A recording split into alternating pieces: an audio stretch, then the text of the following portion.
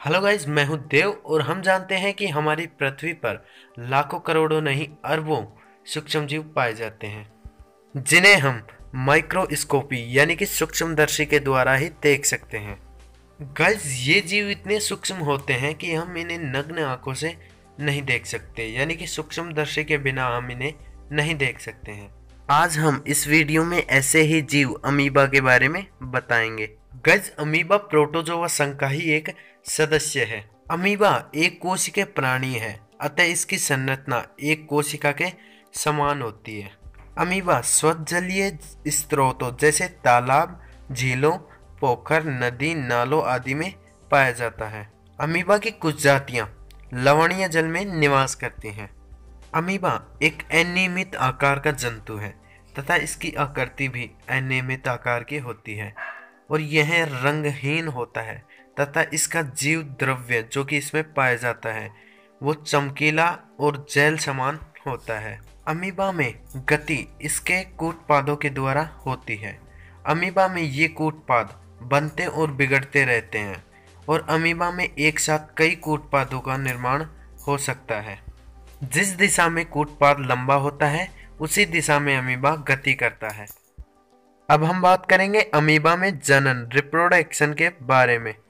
Amoeba में लैंगिक जनन नहीं पाया जाता है, बल्कि अमीबा में केवल अलैंगिक जनन द्वारा ही जनन होता है।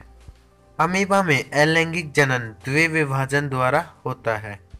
अमीबा में द्विविभाजन सामान्यतः समसूत्री विभाजन द्वारा होता है, जिससे एक अमीबा से दो अमीबा का निर्माण होता है। अमीबा में इसके अलावा बीजाणु जनन व पूटी भवन द्वारा भी जनन होता है। अब हम बात करेंगे अमीबा में पोषण के बारे में। अमीबा में पोषण के लिए कोई विशिष्ट संरचना नहीं पाई जाती है।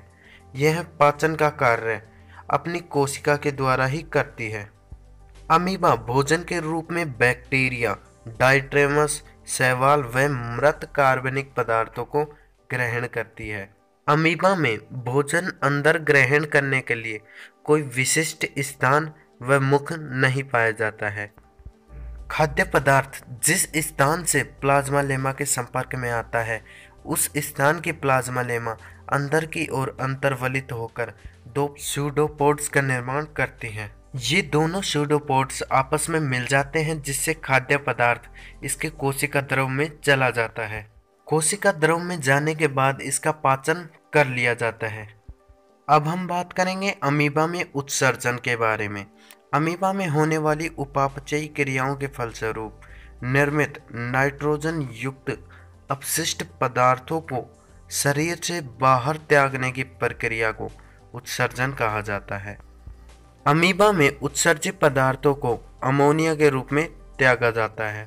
अमीबा में उत्सर्जन के लिए कोई विशिष्ट संरचना नहीं पाई जाती है, बल्कि यह अपने उत्सर्जित पदार्थों को प्लाज्मा लेमा के माध्यम से ही त्यागता है।